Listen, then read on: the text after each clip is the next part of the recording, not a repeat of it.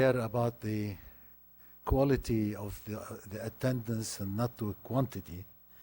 So I would like to welcome you to this second part of the 2-hour lectures on infectious uveitis. This is an important topic for us in ophthalmology because one has to rule out infections before starting immunosuppression.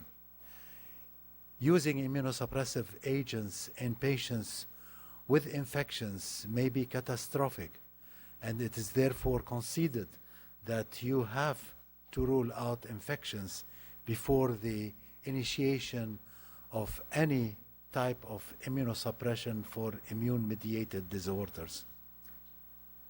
At the dawn of the 21st century, infectious diseases continue to cause serious ocular morbidity and blindness. Wars, civil strifes, natural disasters come and go. Infections are with us forever. Certain infections have been eradicated in our lifetime. This is a patient in Bangladesh and the last case of smallpox reported by the WHO, informing you that there are certain infections that we can eradicate, such as smallpox. In the 50s and 60s of the last century, you cannot travel on a plane without showing a certificate that you had smallpox vaccination. It was a yellow book that is put with the passport. Nowadays, we don't see these cases. The last epidemic of smallpox in Saudi Arabia was in 1962 in Qasim, and that was the last epidemic of smallpox. There was a widespread false optimism that the control of vectors, sanitation, the use of vaccines, and the wide use of antibiotics would eradicate and conquer infections. Unfortunately, this goal was elusive, and we still have not only classical infections with us, like tuberculosis and syphilis and others, but also we are seeing emergence of new viral infections that are traveling and discovering the Homo sapiens from the jungles of Africa and the rainforests in the Amazons. And unfortunately, many of these forests are being burnt and exposing new viruses to man, and therefore we will see new types of infectious diseases on the horizon.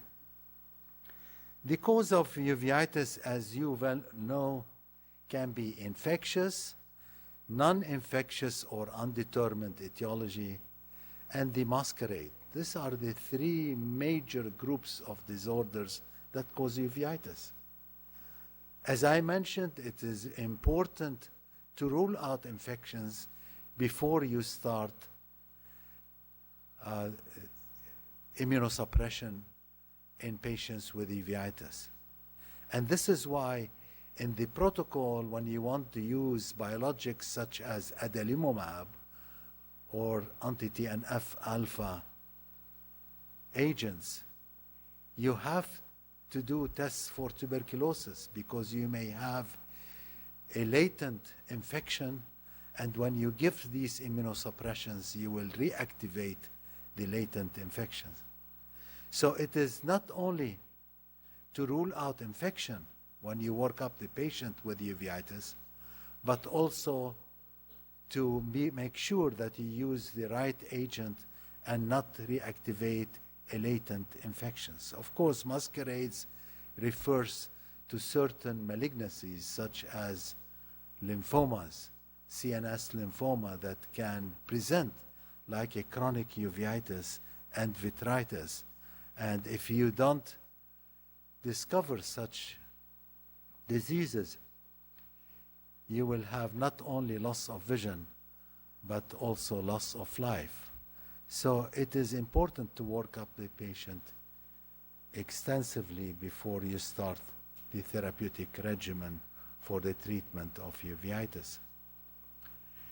Now, infectious uveitis in the immunocompetent host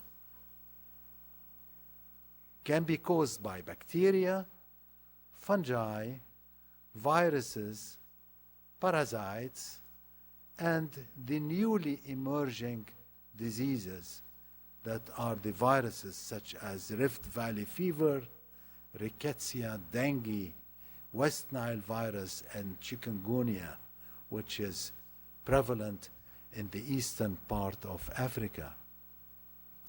We are not far from these viruses, and we might see them. Dengue, there was an epidemic in Jeddah after the rainy season a few years back, and there were many cases of dengue. But the problem is that some of these viruses, we call them the arboviruses because they are transmitted by mosquitoes. That is arthropod-borne viruses.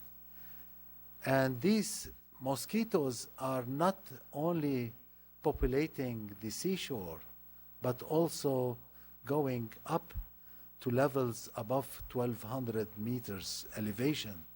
And we are seeing now certain types of arboviral infections at higher elevations because of the climate change and the global warming. Last week, we discussed the bacteria, mainly the spirochetes. We talked about Treponema pallidum endemicum. Treponema pallidum causes of syphilis. Endemicum is the cause of Begel, and Treponema pallidum is the cause of syphilis. We talked about Lyme disease caused by Borrelia burgdorferi, which is a spirochete. And we talked about other types of infections such as leptospirosis, which are the spirochetes, and we talked about brucella as the cause of brucellosis. All of these bacteria cause disease in immunocompetent individuals. Earlier this year, I gave a grand rounds on immunocompromised hosts and the infections that can occur in immunocompromised hosts. But this is a different ballgame. And anytime you see an immunocompromised patient with uveitis, you have to rule out an infection before you start any therapeutic regimen. Now, the immunocompetent hosts, we mentioned spirochetes and brucella, but also Mycobacteria, Nocardia, Bartonella, Meningococcus, Serratia, and Trophorema can cause diseases in immunocompetent hosts. Aspergillus can cause that. Of course, herpes simplex and herpes zoster can cause, and as well as Toxoplasma gondii and other parasitic infestation can cause uveitis and sometimes panuveitis. Now, what we will talk about is in the next few minutes are mainly the Mycobacteria group. I will not be able to cover all causes of infections here. I gave you two major references. One is infections of the eye with Dr. Heinduk and myself as the editors of this book, which is an 800-page book, and that contains most of there are two editions. You can use the second edition. And there is a book on ocular infections by Springer Varlag, which was published 3 years ago with Dr. Abul Asrar and Dr. Khairallah. And you can find, I will not go over the dosages of therapy in these infections, and you can find it in these books in details. I will talk about Mycobacterium tuberculosis, Mycobacterium leprae, and atypical Mycobacteria. I'll start with atypical Mycobacteria, which we know that there are slow growers and rapid growers or fast growers. These are like Mycobacterium fortutum, Mycobacterium abscessus, Mycobacterium chelonie, and smegmatis. Now, these are the most common that can be seen in immunocompetent individuals that are exposed to certain types of trauma. But Mycobacterium avium intracellulare complex, it causes disease and pneumonia and sometimes choroiditis in patients with AIDS, but we don't see it in immunocompetent individuals. So I will not allude to the infections that occur in the immunocompromised host. This is a patient who presented to me 2 weeks after uneventful LASIK. And you can see here that the patient, when he presented, had a hypopion, had a localized hole in the corneal flap with an infiltrate and an ulcer, and also had cells and flare in the anterior chamber. Well, there are many causes of infections following LASIK, and one has to be very careful.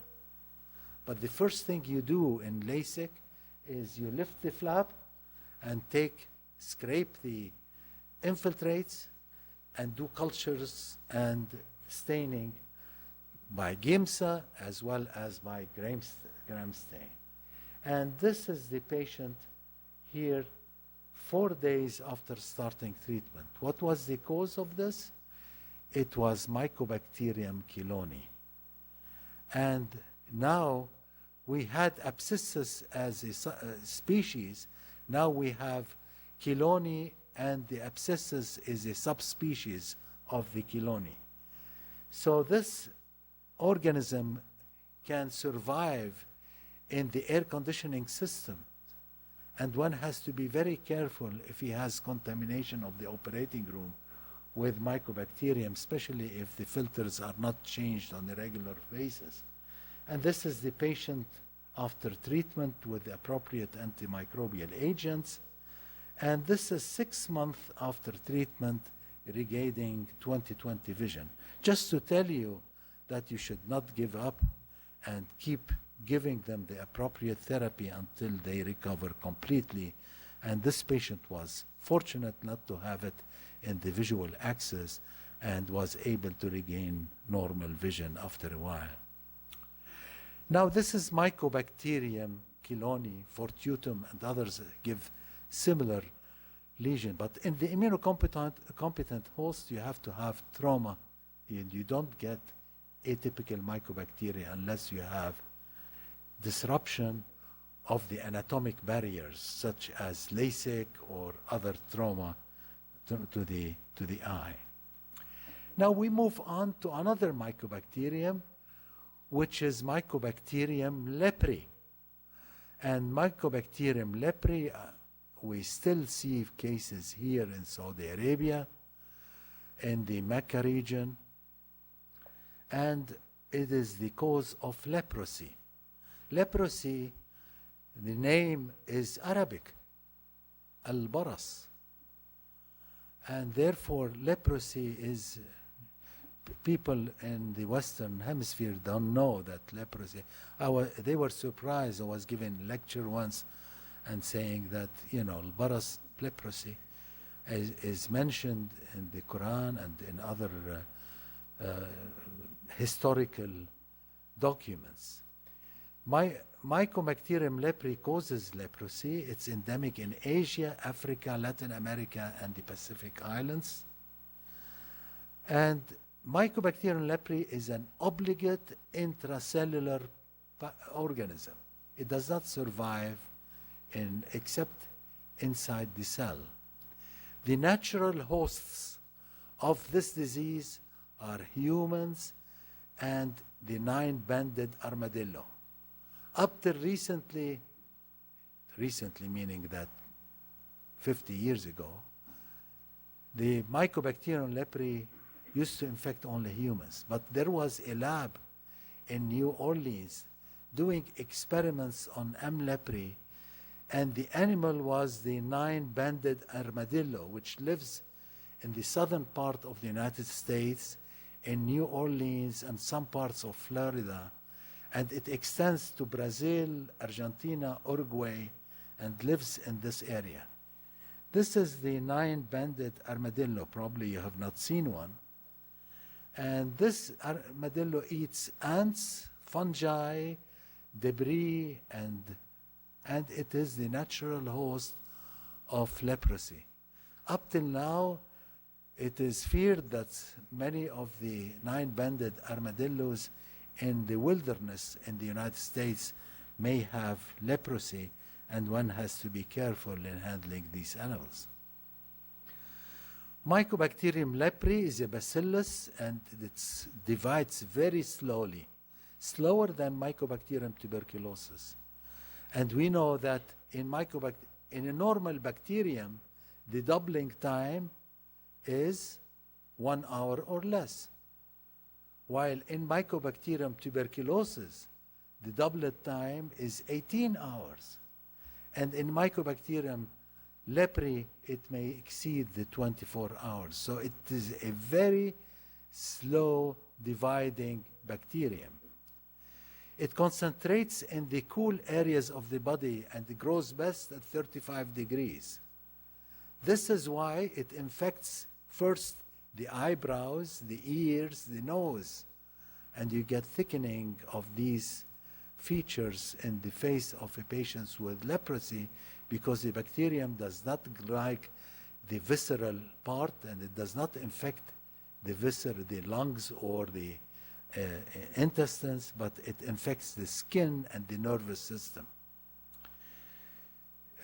Of course, it is a dopa oxidase activity, and it loses its acid fastness by pyridine extraction.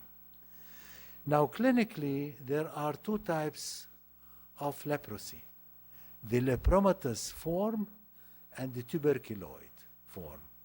The lepromatous is usually in a patient with decreased cell-mediated immunity, while the tuberculoid form is there is intact cell-mediated immunity in these individuals.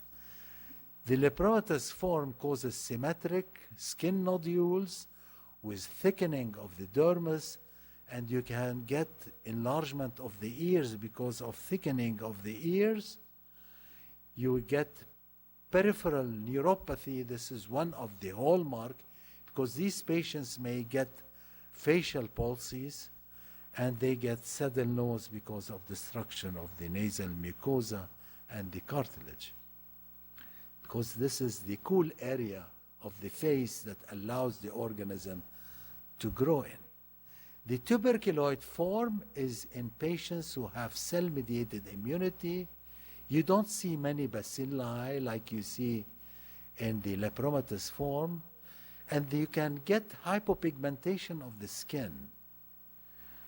And in the tuberculoid form, you get peripheral neuropathy, which is asymmetric. It can be seventh on one side, trigeminal on the other side, and therefore you can get the neuropathy with facial palsy, lid lag, and sometimes fifth nerve palsy, trigeminal palsy. Some of the ocular complications of leprosy includes interstitial keratitis, indolent corneal ulcers, and uveitis. And there is a pathognomonic sign of uveitis in leprosy. What is it? We will come to it in a second. Now, this is a patient I saw here at KKESH who was referred to me from Mecca, and nobody knew what he had. But look at his face. He has the so-called leonine facies. There is thickening of the dermis. There is saddle nose. He has no eyebrows. And these are all signs of leprosy. And this patient had loss of digits because of the neuropathy that causes anesthesia of the fingers, and they burn their hands in hot water and hot places because they don't feel. And you may get depigmentation of the skin, and sometimes you get, and this is another patient, with areas of pigmentations and areas of depigmentation. But in uveitis, you get a non-granulomatous, and sometimes after starting topical steroids, you get a non-granulomatous type of uveitis as well as a granulomatous. This picture shows the posterior synecdoche, which is typical of some cases of severe granulomatous uveitis. What is the pathognomic the sign of uveitis in leprosy? It's the pearl sign. And this is the pearl sign. This is the only pathognomonic sign in ophthalmology. There is no other pathognomonic sign. And this is the pearl in leprosy. If you see it, you make the diagnosis of leprosy, and it is leprosy until proven otherwise. You can see smaller pearls at the lid margin, but the large pearl on the iris stroma in a patient with leprosy. Of course, there is treatment, but it is long-term treatment, usually for 6 months. You can give dapsone and rifabutin. I said I will not talk over the dosages, but you can look them up in our book on ocular infections. And the lepromatous form, you have to use 3 agents: the dapsone, clofazimine, and rifabutin. More recently, ciprofloxacin has been used as an effective treatment, and you can combine it with the other. You have to give ciprofloxacin 500 milligrams every month for 24 months, together with the classic treatment of lepromatous form of leprosy. This is leprosy, and this is Mycobacteria, which is very important not to miss. It's frequently missed because we don't think about it. But once you see these dermal changes and the uveitis, you have to think of leprosy as a cause of the uveitis. Ocular tuberculosis is on the rise in Western Hemisphere, and from the time I started here at KKESH, we have been always seeing patients with active tuberculosis. This is a disease that you should be aware of, and if you have a case with granulomatous uveitis or non-granulomatous uveitis, especially the panuveitis, you will have to rule out tuberculosis in these patients. And we always do PPD or we do quantiferon in these patients. Now, it is estimated that 1/3 of the world population are infected with Mycobacterium tuberculosis. There are 9 million cases every year, and there are 3 million deaths per year.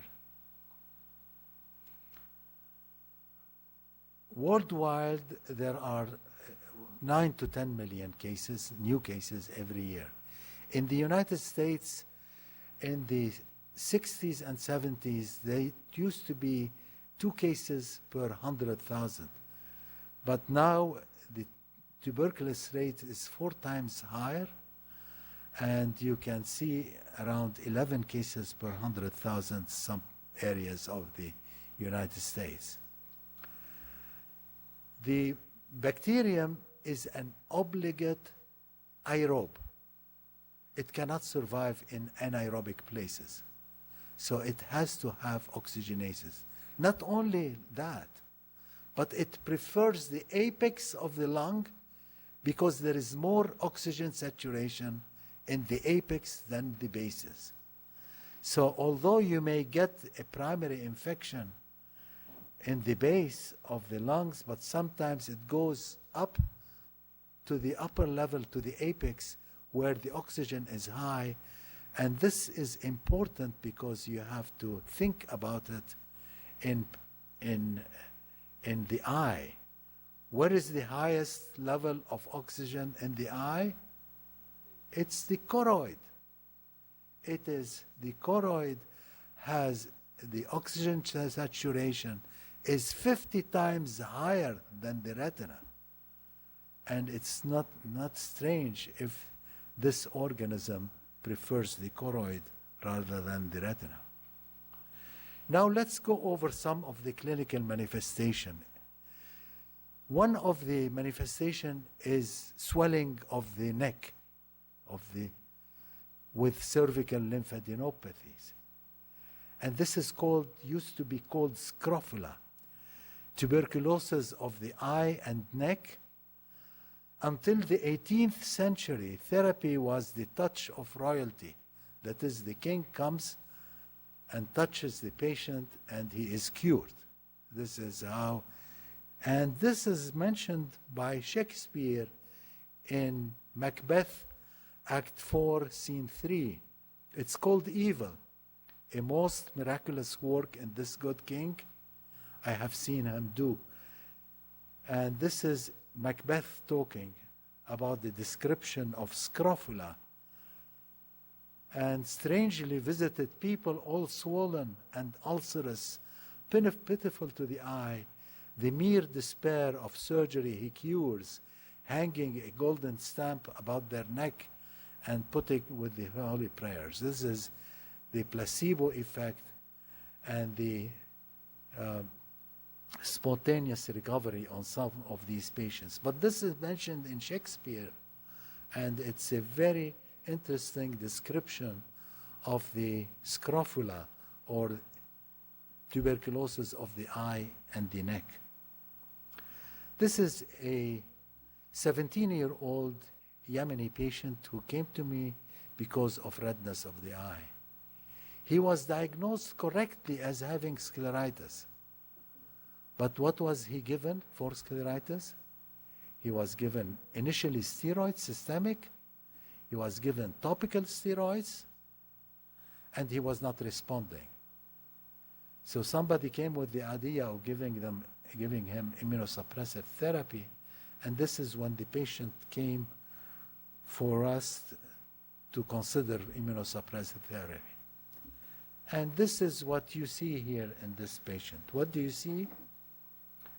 You have evidence of scleritis over here with a nodular scleritis. And not only a scleritis, but also a keratitis. What's this keratitis? It's an interstitial keratitis. So what do you have here? You have a sclerokeratitis. If you have a sclerokeratitis, you have to rule out syphilis and tuberculosis. This is classical teaching in the past. So this is where you start. And this is another nodule here with sclerokeratitis. Unfortunately, this patient was not responding to treatment. And we looked and found out that he had lymph nodes in the neck. And what we did was to take a biopsy and send it for pathology. And what did we see here? A caseating granuloma. This is areas of necrosis, and these are giant cells, and this is mononuclear infiltration. So this is caseating granuloma, this is tuberculosis until proven otherwise. Not only that, but acid-fast bacilli were recovered and cultured from the drainage of this cervical lymph nodes. So the patient was confirmed to have tuberculosis with sclerokeratitis. What's the treatment?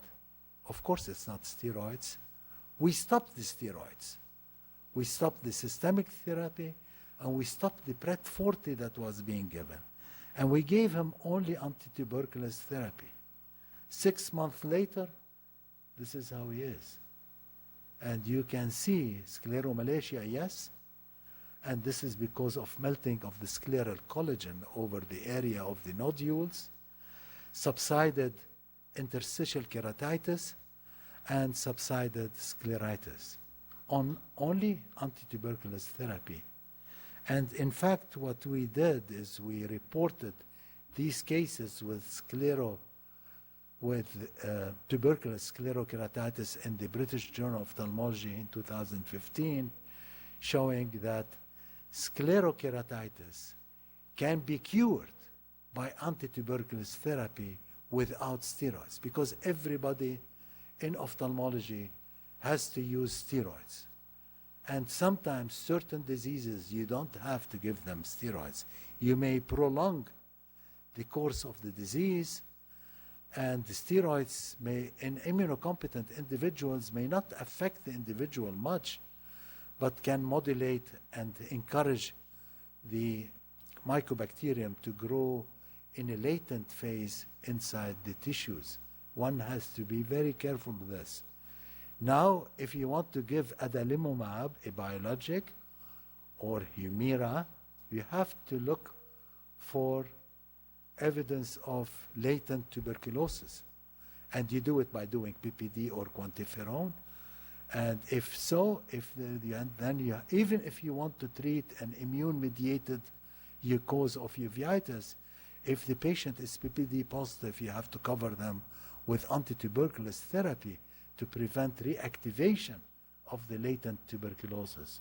So this concept of giving blindly steroids with antituberculous therapy for a patient caused by Mycobacterium tuberculosis is erroneous, and I think from our experience we have seen many cases of tuberculous sclerokeratitis healing, and this is published in the British Journal of Ophthalmology. Now, what are the clinical manifestations of tuberculosis? Of course, granulomatous uveitis is the hallmark of this disease. But keep in mind, sometimes people are put every 2 hours on topical steroids, and all these granulomatous appearing kerathic precipitates will become non-granulomatous. So if you have patient on frequent topical steroids, they might have a non-granulomatous uveitis. You still have to rule out tuberculosis because of the modulation of the granulomatous uveitis by topical steroids.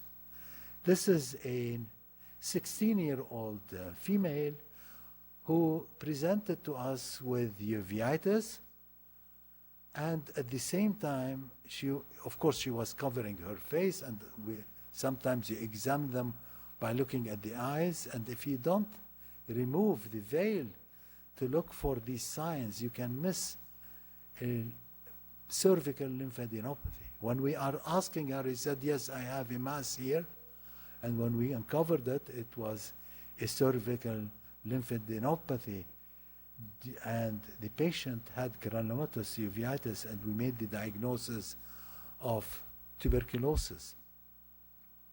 And what did they do for this patient? We gave her antituberculous therapy. What happened 6 months later? It's gone. The whole lymph nodes and the swelling and the uveitis subsided. Sometimes you have to give topical steroid in some of these patients with sclerokeratitis, especially if the sclerokeratitis is extensive, and to modulate some of the inflammatory, but not systemic steroids. I don't give it. And we have reported cases doing worse on systemic steroids than patients who are given antituberculous therapy alone. This was reported in Acta Ophthalmologica in 2010. Among the clinical manifestations, we see sclerokeratitis, interstitial keratitis, conjunctival granuloma, and sometimes, of course, the anterior granulomatous uveitis that you see here. This is the anterior segment. You can get peripheral anterior synecdoche, posterior synecdoche, iris nodule, scepi, and Busaka, and you may get involvement of the lower part of the cornea. We call it the prismatic effect, where you have so many KPs that it will prevent the function of the endothelium, and you will get edema. It becomes like a prism in the lower part of the cornea because of the prismatic effect of granulomatous uveitis. How about the posterior segment? What happens to the posterior segment in Mycobacterium tuberculosis? You may get multifocal choroiditis. Why multifocal choroiditis? Because the oxygen saturation in the choroid is 40 to 50 times higher than the retina. So the Mycobacterium loves to go to the choroid first before it invades the retina, and then later on you will get the chorioretinitis. If you give them immunosuppressive therapy or steroids, they might go into a retinitis and chorioretinitis. And patients may have retinal vasculitis, and there are and papillitis. In my book, in my practice, I do not give steroids to patients with active tuberculosis unless there is a vision-threatening lesion. And vision-threatening lesion, I define it as juxtapapillary or macular paramacular or an optic papillitis, because you may have an innocent bystander effect from the inflammation that's occurring in these patients. And this is usually the case in patients with tuberculosis. You get more choroiditis because the oxygenation in the vitreous, in the choroid, than retinitis. And later on you will get the vitritis. But keep in mind that in early cases, choroiditis are seen more, and you can see that this is a deep choroiditis with retinal pigment epithelial involvement. The RPE is involved because also the Mycobacterium loves to replicate in the retinal pigment epithelium, and the histology of these eyes have shown that Mycobacteria may be found at the level of the retinal pigment epithelium. This is an interesting patient who came to me, 22-year-old, and this shows you the patient when he presented here with evidence of decrease in vision in the right eye and left eye. And I'm showing you here the right eye alone, and showing you how when you give antituberculous therapy, you don't get immediate response like when you get an immunosuppression, or you get a slow response. This patient has a choroiditis, and it's a geographic choroiditis, is juxtapapillary type of uveitis, and this is before treatment. This is 1 month after treatment with 4 drugs for tuberculosis, and you can see the delineation of the edge of the choroiditis with some retinal hemorrhages here. And this is the formation starting of the scar at 6 months. So you have to be patient. We were not able to save much of his vision. It was like 20/70 in this eye, but his vision in the other eye was kept at level of 20/20 because the lesions were outside. And this is 2 years after treatment, showing the complete cicatrization of the retina and the choroid. Just to tell you that if you see patient once and then after 1 week you don't see them responding, don't give up. It takes time. We said the doubling time of Mycobacterium tuberculosis is 18 hours. The doubling time of strep and staph are less than 1 hour. So you have to keep in mind that this is a slow dividing organism that can give you disease that is slow, and the response to treatment, because it is slow, it does not pick up the mycobacterial agents, and therefore you have to keep it on for a long time. This is another patient from Qatar, showing the patient before and after treatment with antituberculous therapy, showing the cicatrization. And again, this was taking like 1 year after treatment. Not, you don't see any changes within 1 month, 2 to 4 weeks, you don't see it. You start seeing it after 1 month. This is a patient who was actually misdiagnosed as a case of birdshot, and the patient had multifocal choroiditis due to tuberculosis. And this was presumed ocular tuberculosis. And when the patient was given the treatment, he did respond, and all the lesions that looked to be soft and fluffy here started to become more delineated here. You can see them here.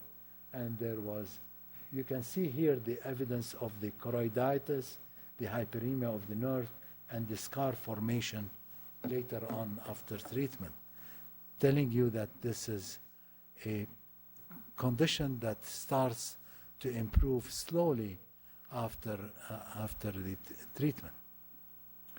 This is a 27-year-old male who gave history of decrease in vision in both eyes of 1 year duration. He was seen elsewhere and given oral corticosteroids, but to no avail. Patient was seen in Kuwait, and he was given steroids. He did not respond. 27-year-old, immunocompetent, healthy. He has no other disease. Chest X-ray was negative. So patient went to Moorfields, UK, and the diagnosis of multifocal choroiditis with panuveitis was made, and he was advised to continue high-dose corticosteroids. This is when I saw him. And biomicroscopy showed a completely normal anterior segment, no uveitis, but what I saw was juxtapapillary choroiditis. Chest X-ray and CT scan of chest showed no calcification, no Conn's complex, and no evidence of mycobacterial infection. PPD on steroids was 25 millimeter in duration. Usually you get them much less, but it was in duration 25 milligrams. So this patient, we made the diagnosis based on this as mycobacterial infection and ocular tuberculosis. Patient was started on INH, rifampin, pyrazinamide, ethambutol. Ethambutol can cause optic neuropathy and can affect the ganglion cell layer, so you should not use it more than 2 months. But the others you may have to use it for a period of time. This particular patient, I gave him for 1 year treatment with anti-tuberculous therapy. I'll show you pictures of the posterior segment, and this is how he presented to us. And you can see the right eye with evidence of coin-like multifocal choroiditis with infiltration. And this is the right eye. This is before. And this is the left eye with multifocal choroiditis. So the diagnosis of multifocal choroiditis with panuveitis was correct, but the treatment was incorrect. The cause was tuberculosis.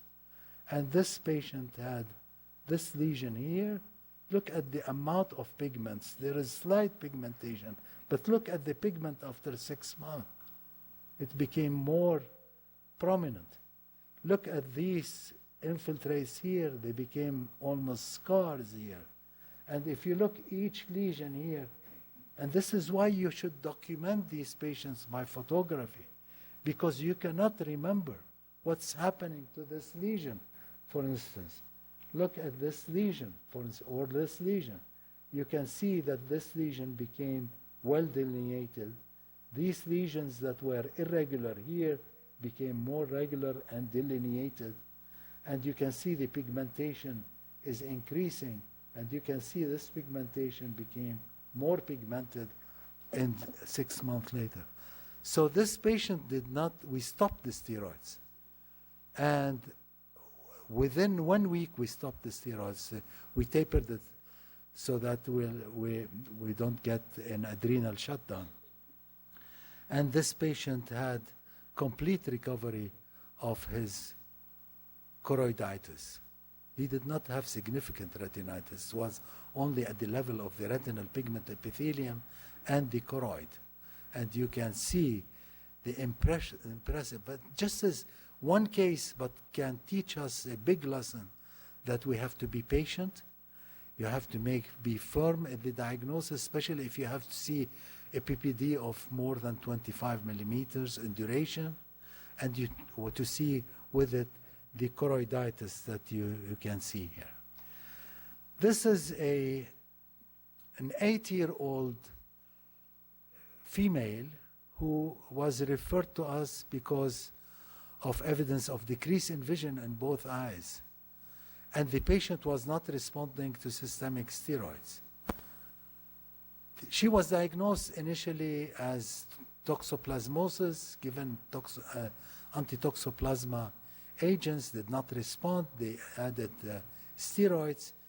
So this is, if you look at it carefully, there was evidence of vasculitis and chorioretinitis, mostly choroiditis, and you can see the choroiditis over here. You can see them in this area, and you can see the retinitis, and you see the retinal blood vessels here, and evidence of the vasculitis. The patient had vasculitis. This is one eye, the right eye. The left eye was having an organized mass in the vitreous. So a doctor came and said, could this be retinoblastoma? Unlikely, there is inflammation, but the patient had a pain in this eye. She had a blind, painful eye.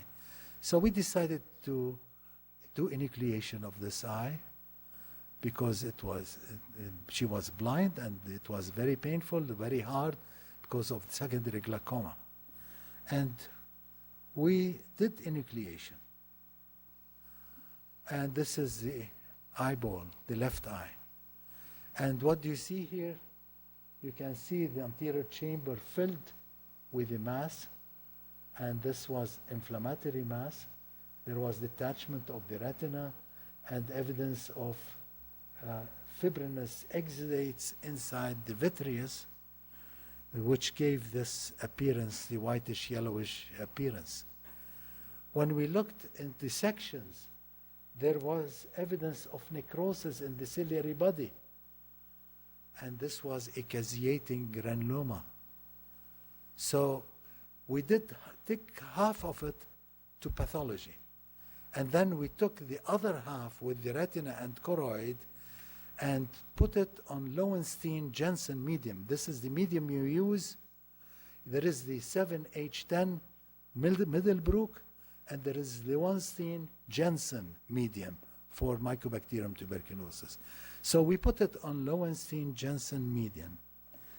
After 2 weeks, we looked at it. You should not discard, of course, these media, except you have to keep it for 1 month because it's a slow grower and does not show in the first week. It might show in the second week. And this is on the Lowenstein-Jensen media. What do you see here? Colonies of Mycobacterium tuberculosis. And these were acid-fast bacilli showing here by the acid-fast stain. The patient had acid-fast staining of the bacilli.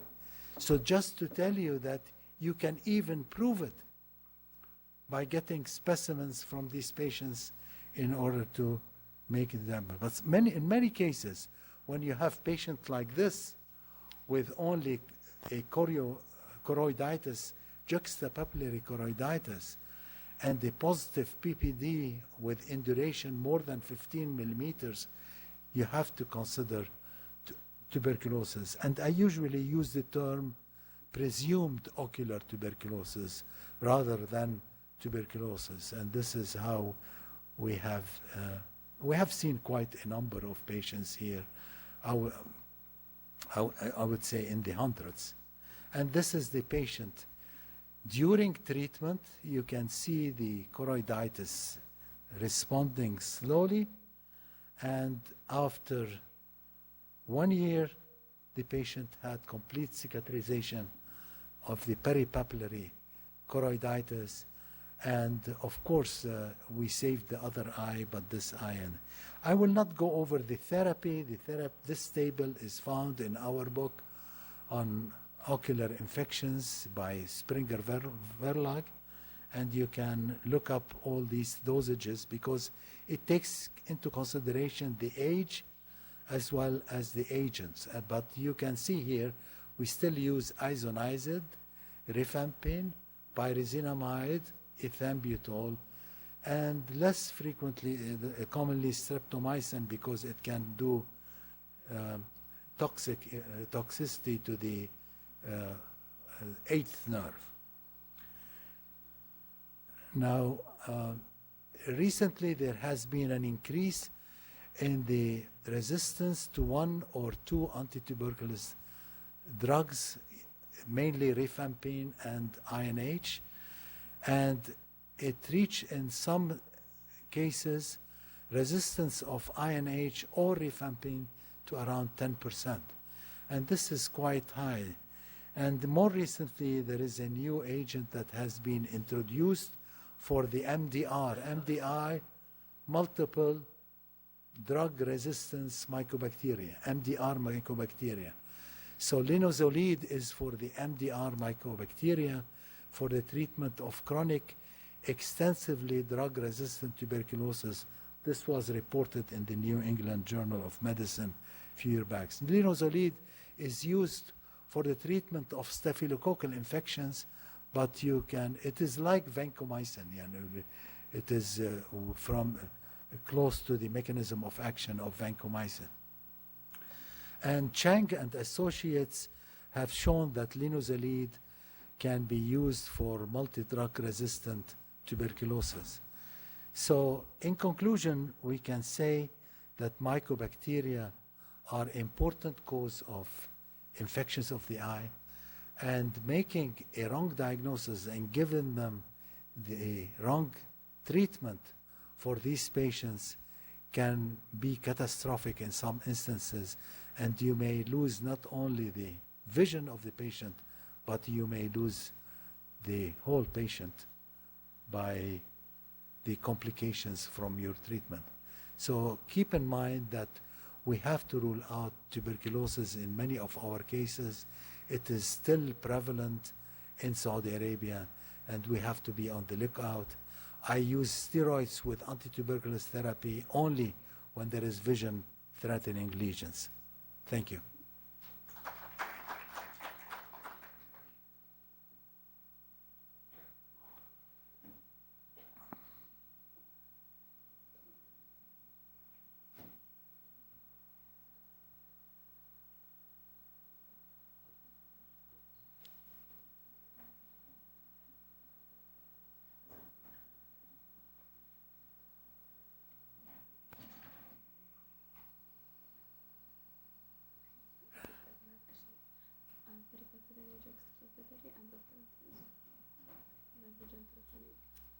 Peripapillary, paramacular, optic nerve.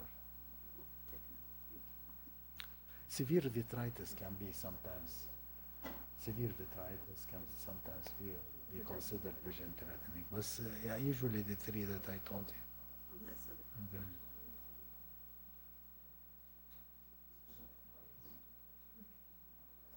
أهلين. وعليكم السلام عليك الحال. أهلا بك. الله يسلمك. الحمد لله. الله يسلمك. الله يسلمك. يا هلا بك. You want to eject? Can eject.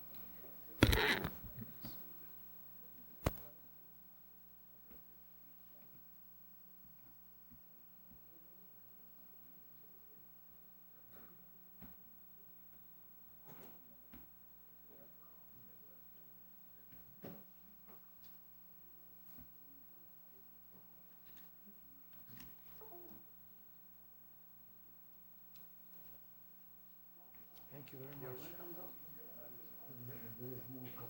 No, no, Javi, because you're using your own. Okay, Thank you. You're welcome, though.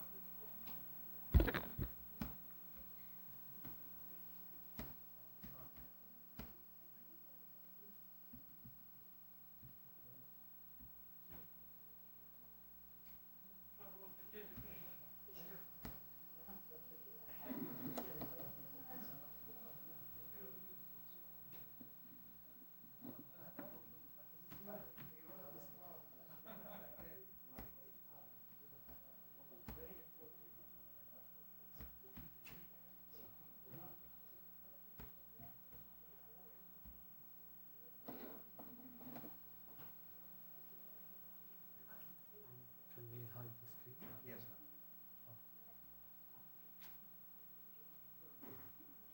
So I have some Can you just personal Yeah. material. Yes.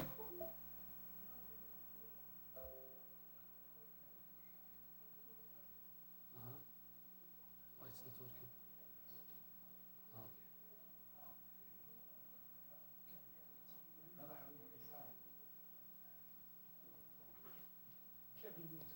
والله الحمد لله. حقها كلها.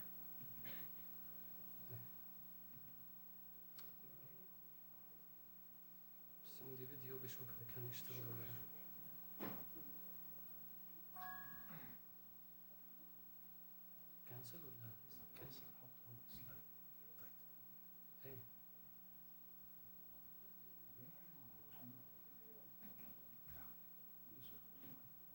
حجيك البيت. وما يشتغل. موجود الفيلم. إلا موجود. هنا المفروض. بس كيف نشغل؟ هذا ما في أي صيغة فيديو. طيب. من الفيديو في باوربوينت. فيديو أنا جايبه من هنا.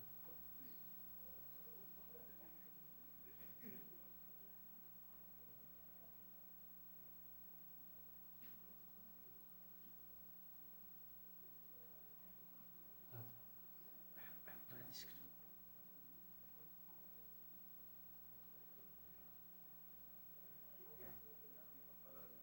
طيب. شغله مرة ثانية. أعمل له إنسان. تشيل هذا يعني احنا. إيه. شو طيب ديليت هذا. جبت الإنسان.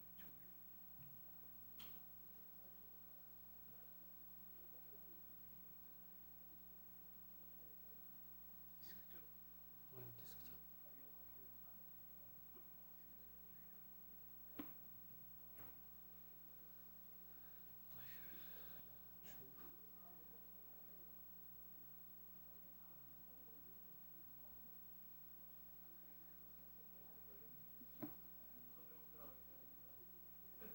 كويس. ليش ما كان يشتغل أول؟ أتوقع الفورمات كانت تغير أو شيء حق الجهاز على الباوربوينت. تحصل. ولو ما اشترك انزل على طول على الباوربوينت وشغل الديسكتوب. تحصل. الفيديو أحيانا يحصل فيه. الله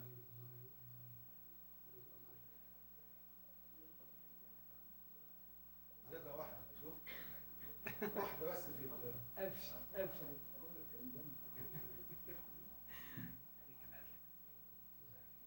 شلون نسيب كذا برا؟ وين السيب؟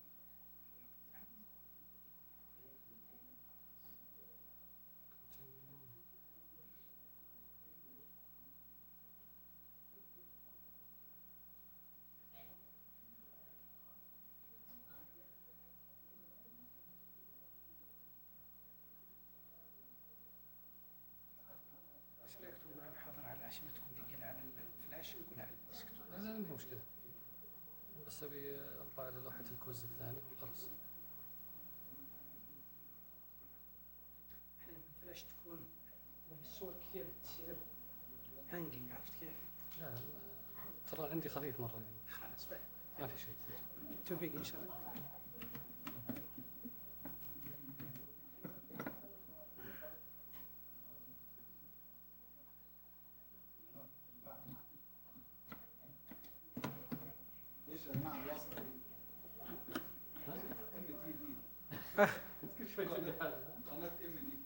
شكرا.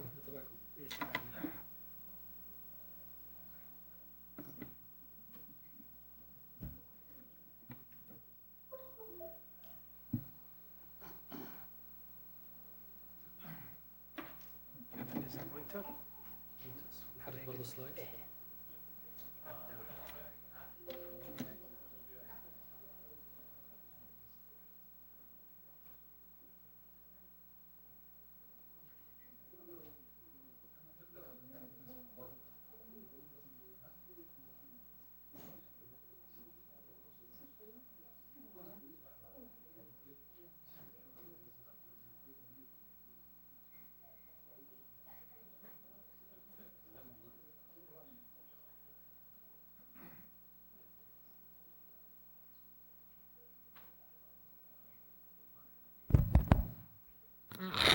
Bismillah ar-Rahman ar-Rahim.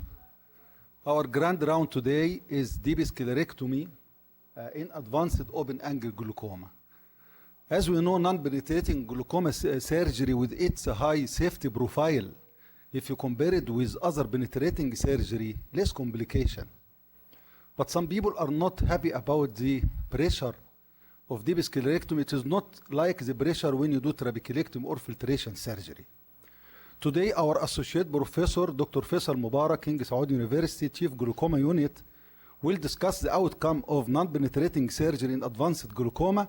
Welcome, Dr. Faisal. Thank you very much, Professor Isam. Bismillah ar-Rahman ar-Rahim. Our presentation today, as Prof. Isam mentioned, is about deep sclerectomy and advanced open angle glaucoma. So all of us know that glaucoma is a chronic optic neuropathy characterized by optic nerve head damage, visual field defects, and often elevated intraocular pressure. Unfortunately, the only single factor that we could control in glaucoma is the intraocular pressure. Classically, we start the treatment for any patient by medication, topical medications, followed by laser treatment if indicated, and finally we go for surgical intervention. We have so many modalities for surgical intervention nowadays. One of the classical conventional treatment or conventional surgical interventions for advanced glaucoma is trabeculectomy, which has been considered the standard surgical procedure for glaucoma. However, it can cause early postoperative complications such as hyphema, excessive filtration leading to shallow or flat anterior chamber, choroidal detachment, hypotony, maculopathy, and suprachoroidal hemorrhage. So some of these are really vision-threatening complications. That's why other surgical techniques were proposed in an attempt to control the intraocular pressure and lower the risk of such complications, and thus offering a safe and more convenient option. Hence came the concept of non-penetrating glaucoma surgery, which was introduced in the late 1950s and 60s by Epstein and Krasnov. It avoids full thickness penetration into the anterior chamber and therefore minimizes the risk of complications such as flat anterior chamber, hypotony, and suprachoroidal hemorrhage because of the sudden hypotony and very low intraocular pressure. However, the popularity of non-penetrating glaucoma surgery was limited due to the concurrent introduction of trabeculectomy, which was at that time a big revolution in glaucoma surgery. It was easy to perform, opposite to non-penetrating glaucoma surgery, fast, opposite to non-penetrating glaucoma surgery, and it was cost-effective, opposite to non-penetrating glaucoma surgery. So it was a relatively easier and more effective procedure to perform. However, in the 1980s, different modifications and techniques were described for non-penetrating glaucoma surgery, and the procedure started to gain more popularity again, and scleral flap was introduced opposite to the previous 1950s and 60s, in which non-penetrating glaucoma surgery did not have a scleral flap at all. One of the non-penetrating glaucoma surgery is non-penetrating deep sclerectomy, or simply deep sclerectomy, which was introduced by Vaidorov and Kozlov and adopted by Zimmerman in the 1989, or frankly speaking, in the 1980s in general. It involves deroofing of Schlemm canal and peeling its floor, along with the juxtacanalicular trabecular meshwork and part of the corneoscleral trabecular meshwork layers. Therefore, aqueous will drain at the level of the posterior trabecular meshwork through the remaining corneoscleral trabecular meshwork and intact uvoscleral part of the trabecular meshwork, simply describing it as the trabeculodesmate window.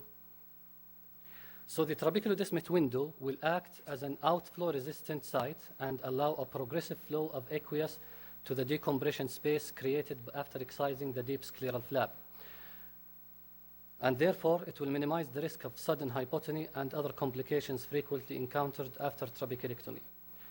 Several aqueous drainage routes have been suggested in non-penetrating deep sclerectomy, including the subconjunctival space, as evidenced by the presence of filtering bleb, the suprachoroidal space, and transscleral route, and finally into the Schlemm's canal, where the aqueous drains through the episcleral venous vessels.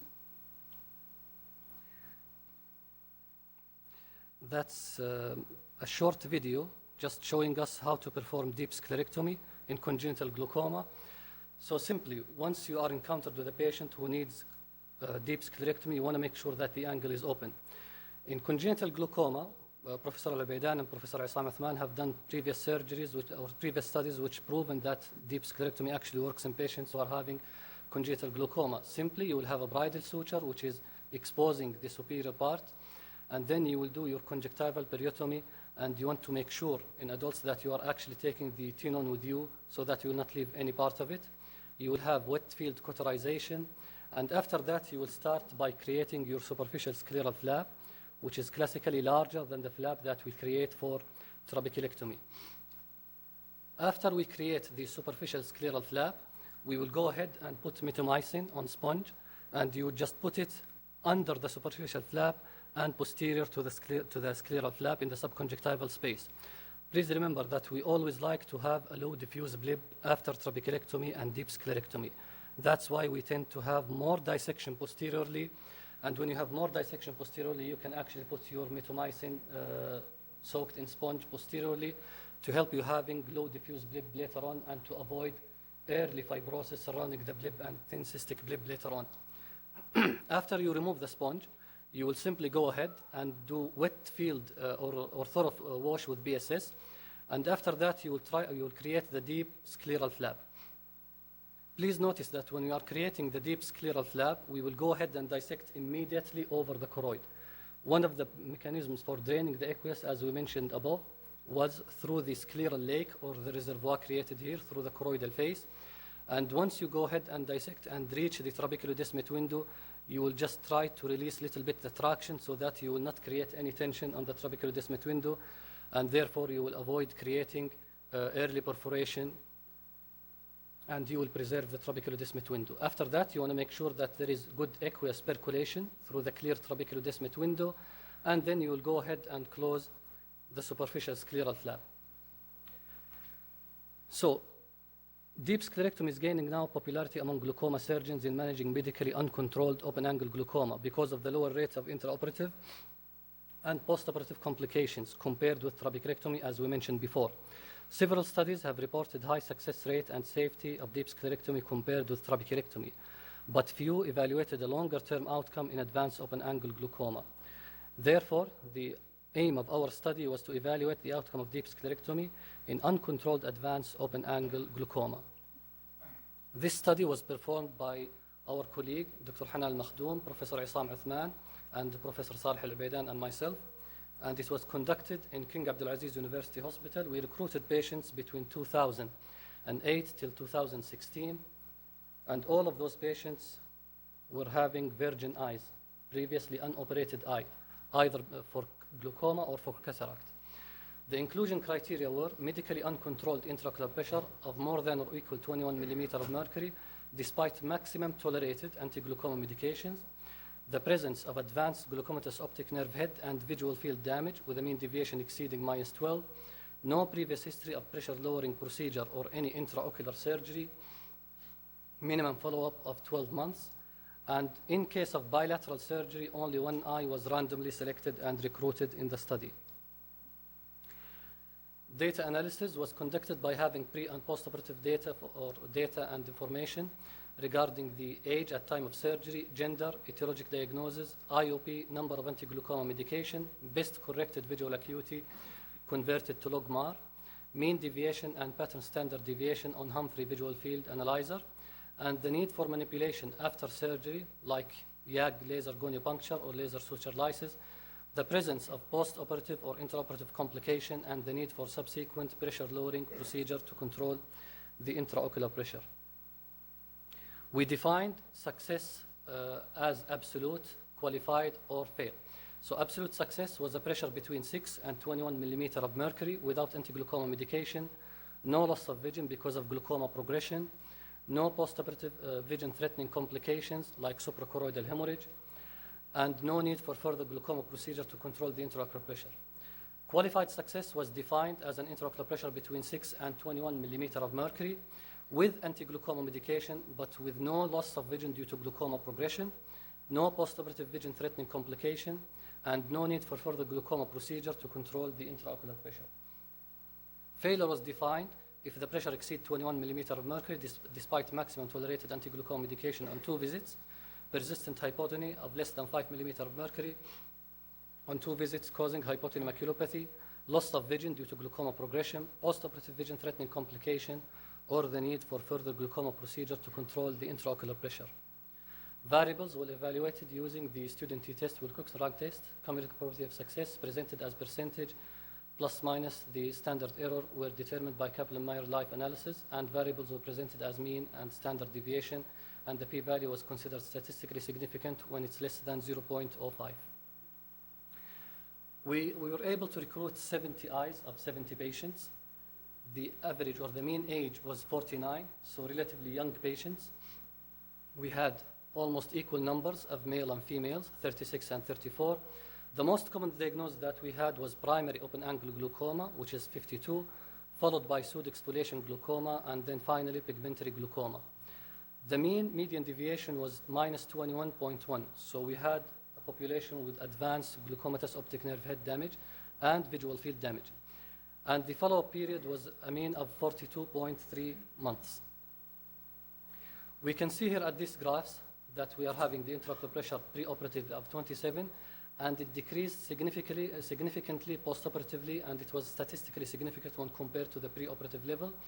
We noticed that in day 1 it was 10, first month it was 12.9, then it started to increase on the 3rd month, 6 months, and 12 months postoperatively, and at that period frame from 3 to 24 months, that was the period of time in which we needed to perform YAG laser goniopuncture and laser suture lysis to enhance the pressure control and reduction. The number of anti-glaucoma medication decreased significantly from 2.7 to 0 first day postoperatively, 0.1, and so on. And the visual acuity was almost statistically insignificant compared to the baseline preoperative visual acuity. There was some change in the first day postoperative, but that was related to the surgical intervention itself. Both graphs are showing significant reduction in the intraocular pressure and the mean number of anti-glaucoma medication. And as we mentioned before, the increment in the intraocular pressure here was overcome by performing YAG laser goniopuncture and laser suture lysis to enhance the intraocular pressure reduction. YAG laser goniopuncture was needed in 15 patients, constituting 21.4% of our population. It was mostly done between 3 and 18 months postoperatively, so that was the golden period for us to observe and monitor the intraocular pressure and the need for goniopuncture or laser suture lysis later on. The most common intraoperative complication that we had was obviously perforation, which constitutes 7.1%, followed by cellular body exposure and prolapse in 4.3%, and then hyphema in 2.9%. We need to mention that such complication like perforation will actually decrease with time and experience. The most common postoperative complications were leak in 7.1% and hypotony in 7.1%, followed by hyphema, descent membrane detachment, hypotony maculopathy, decompressive retinopathy, and IOP spike of more than 30 millimeter of mercury, all of these in only 1 eye in 1.4%. It's worth mentioning that there was no single documented case of wipeout syndrome or loss of vision because of optic nerve head damage. The cumulative probability of success were 92.4, decreasing to 88 on the 2nd year, decreasing to 83 on the 3rd year, and 65% on the 4th year. All failures occurred within 1 to 3 years after surgery. 2/3 within less than 24 months within the first 2 years, and the remaining were actually between the 2nd and the 3rd year post-operatively. And all failed cases needed a single second glaucoma surgery to control the IOP, except 1 patient who required second repeat glaucoma surgery to control the intraocular pressure. So finally, we had an absolute success of 40 eyes, or 57%, followed by qualified success in 37%, and failed cases constituting 8.6%. So almost more than 90% of our eyes were overall success. It's worth mentioning that the first repeat glaucoma surgery was mostly trabeculectomy, either being trabeculectomy alone or combined with phacoemulsification, followed by deep sclerectomy and finally tube surgery. Only one eye out of the 6 eyes, or one patient out of the 6 patients required a second repeat glaucoma surgery, which was tube surgery to control the pressure, and it was controlled after the second repeat glaucoma surgery. So we know that non-penetrating deep sclerectomy is gaining popularity among glaucoma surgeons in managing medically uncontrolled open-angle glaucoma because of the low rate of intraoperative and post-operative complications compared with trabeculectomy. Several authors reported favorable outcome of non-penetrating deep sclerectomy in the management of open-angle glaucoma. However, the difference in IOP control and success rates between both procedures remains controversial. Our results are comparable to previous reports published separately. One of the noticeable things that we have only 21.4% of the study patients required Nd:YAG goniopuncture to enhance the aqueous filtration through the trabecular descent window. This is not surprising, as insufficient filtration of aqueous through the trabecular descent window can occur because of the fibrosis that result in increment in the intraocular pressure. So YAG goniopuncture was advocated as a safe and successful procedure to restore and enhance aqueous outflow through the trabecular descent window, and thus converting the procedure into penetrating surgery. The rate of YAG laser goniopuncture in our study here is comparable to what was published by Prof. Al-Abaidan. However, we should keep in mind that there is a wide range of variability in the literature, ranging from 4.6 to 81% of YAG laser goniopuncture following non-penetrating deep sclerectomy. Perforations are well-known complication intraoperatively, which will actually decline with time and with experience. And we should mention that leaking bleb is a known complication among non-penetrating deep sclerectomy. This is not surprising because the external flap is closed loosely in non-penetrating deep sclerectomy group, and such loose suture will obviously increase the subconjunctival filtration and therefore risk of leak. Hypotony was noticeable complication, and this is probably because of the filtration mechanism intended and the flap tightness in non-penetrating deep sclerectomy. There was a more progressive loss of blebs in non-penetrating deep sclerectomy noticed in our study. However, we should keep in mind that bleb appearance did not seem to influence the absolute or qualified success, which is in agreement with previous reports. And this is probably because of the multiple mechanisms and filtration routes involved in deep sclerectomy, as we mentioned before in our introduction. So in conclusion, non-penetrating deep sclerectomy seems to be efficient in terms of IOP control and reduction of the burden of anti-glaucoma medication. The surgical time and cost in non-penetrating deep sclerectomy is obviously becoming comparable to trabeculectomy, but more post-operative manipulations are needed for non-penetrating deep sclerectomy, mainly YAG laser goniopuncture. Further studies are needed to assess the efficacy and safety of non-penetrating deep sclerectomy according to the age group and the glaucoma subtype, which is being undergone in our institute, and hopefully within the coming 1 or 2 years we'll be able to publish more series and more research papers about this. Thank you very much.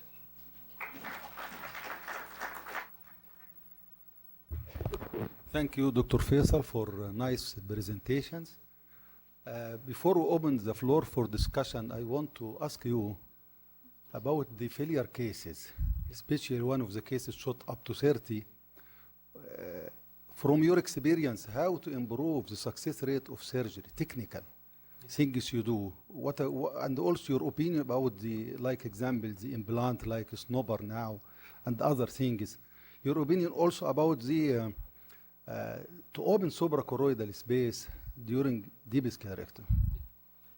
Thank you very much for these questions. These are very important, actually. Regarding to improve the success rate and to avoid, IOP spikes. Such, IOP spike can happen regardless of your surgical technique. Depends on the eye status. If the patient is being on anti-glaucoma medication for a very long time, this will increase the population of fibroblasts in the subconjunctival space. So the risk of fibrosis will be very high. But one of the things that we could do to improve the success rate is actually having accurate surgical technique. You need to have good exposure. You need to have good dissection posteriorly. You should always aim not only in deep sclerectomy but also in trabeculectomy. You should aim for posterior dissection to have a low diffuse bleb. Once you have good dissection posteriorly and not to the sides, when you go posteriorly more and more, you can start to introduce your mitomycin-soaked sponge posteriorly more and more. So you'll have a track of aqueous later on going posteriorly, and you will avoid having early scarring surrounding the bleb and therefore IOP spike, which will continue after that. The second thing regarding the exposure of the, or having very low layer of choroid to enhance the absorption through the choroidal mechanism. What we usually do is that once we start creating the deep flap, we will dissect deep immediately to expose the choroid. That's the first thing that we are going to do. After that, we will adjust the plane. We leave a very thin layer of sclera just bearing the choroid. And you will see most of the time that blackish, darkish choroid visible under this very thin sclera. The size of the flap itself is very important for us and for the success rate. If you have a small flap, if you have a small surgical area, the failure rate will increase with time more and more. And What about the implant? yeah, unfortunately, I don't have good experience with implants. Maybe.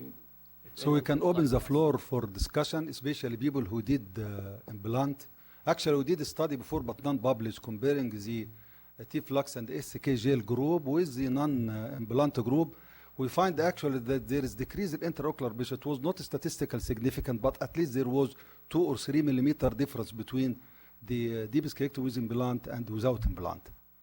Anyone who can give his opinion from our glaucoma people here? Uday, you have a case for snowball? Abdullah? Dr. Layla?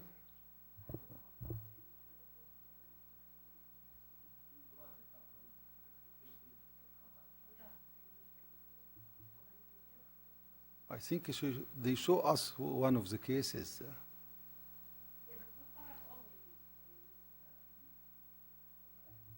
Any comments? Yes.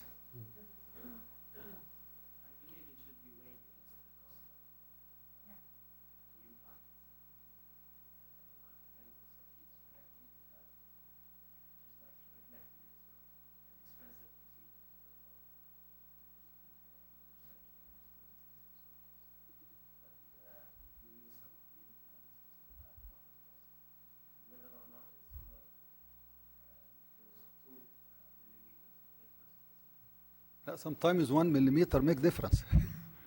According to Canadian studies, shows that 20% decrease in progression at least يعني. Don't يعني underestimate the 1 millimeter or 2 millimeter mercury. Yes, doctor.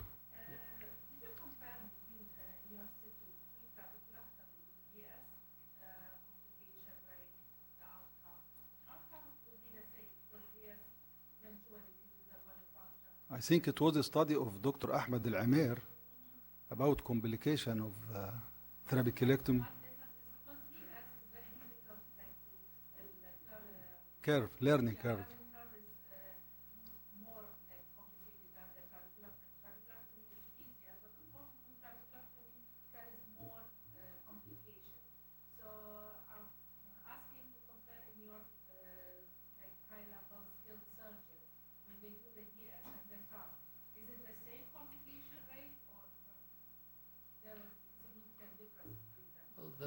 I don't know if Professor agrees with me or not. I think when we start to do the study of the thesis of Ahmed Al-Amer, we compare actually the complication about hyphema choroidal detachment. It was more in trabeculectomy. Even if you are experienced, trabeculectomy the problem with it is that sometimes it's unpredictable procedure. Yeah. Since you have this scleral fistula existing there, a 3 millimeter fistula, then the prediction of the filtration will, it's very difficult actually. What we have done before is actually comparing deep sclerectomy with canaloplasty as a non-penetrating glaucoma surgery. And that was the thesis of Dr. Hanan Al-Makhdoom. So we found out that actually the outcome was comparable, but with canaloplasty, as Dr. Uday mentioned, you are having more cost and more time doing the surgery. But eventually, the outcomes are almost comparable, with a little bit more vision-threatening complication with canaloplasty than in deep sclerectomy, talking about hemorrhagic distant membrane detachment. And actually, we can do excellent trabeculectomy, very nice, and another one do deep sclerectomy, and come second day you may find something you cannot imagine after trabeculectomy. You don't know what, you cannot predict what happened actually. But when you do deep sclerectomy, at least you can sleep well. You know that no serious complication can occur. Yes, yeah.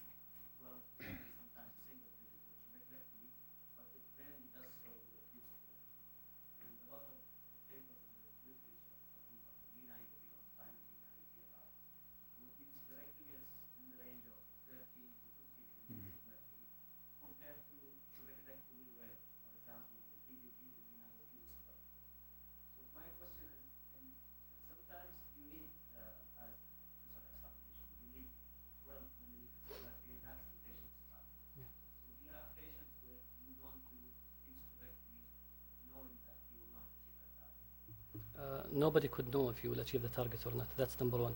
Number two, I think I have mentioned this before. There is no a magical number for intraocular pressure. Nobody can say that once I reach 17, then that's it. Once I reach 15, then that's it. The only thing which will help you or which will tell you that actually this patient is stable or not is following up with OCT and visual field. If there is an evidence in your hand that this patient is progressing on 17 millimeter of mercury, then that's it. So it's impossible to say that this patient will progress on 10 millimeter of mercury or the other patient will progress on 15 millimeter of mercury. I think this is a vague concept. The only thing that you could do is just following up the patient with OCT and visual field. And these two utilities will tell you actually if the patient is is stable after the surgery or not. Do you need to lower the pressure more and start him on medications again or not? Let's say you have a normal tension with our patient. Pressure is 40, you're following him in the clinic, visual field is progressive. Would you do this? I would do, and probably if it's not working well, I would go and revise it and convert it to penetrating deep sclerectomy. Yes, I agree with you for. An NPG, you cannot do deep sclerectomy at all. Because their comprehension is that it will not reach IOP levels that are very low to guarantee non-progression. No, but I think here we should discuss the selection of patient. This is very important. As you ask when to do trabeculectomy, when I do deep sclerectomy. I give you example. You have a single eye patient, high myope, and controlled intraocular pressure. What you will do? You don't want to expose the patient for any risk, even 1%. So usually I go for non-penetrating. If the pressure is, I am not happy about the pressure post-op, suppose it is 18, I can add one medication or do goniopuncture, rather than to go and do filtration surgery and you carry the risk of complication that may happen in single eye patient. So I think selection of patient is very important before you decide what to do. Any other comments? If no more comments, please don't go out. Dr. Fisher will continue the quiz now. Thank you very much.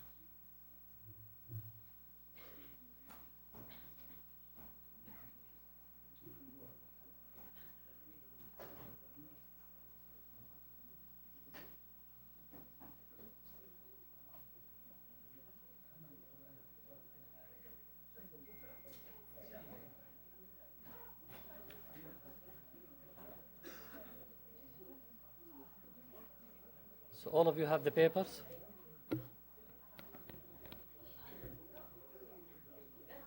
Huh? Okay, call them. We'll wait for 10 minutes, huh?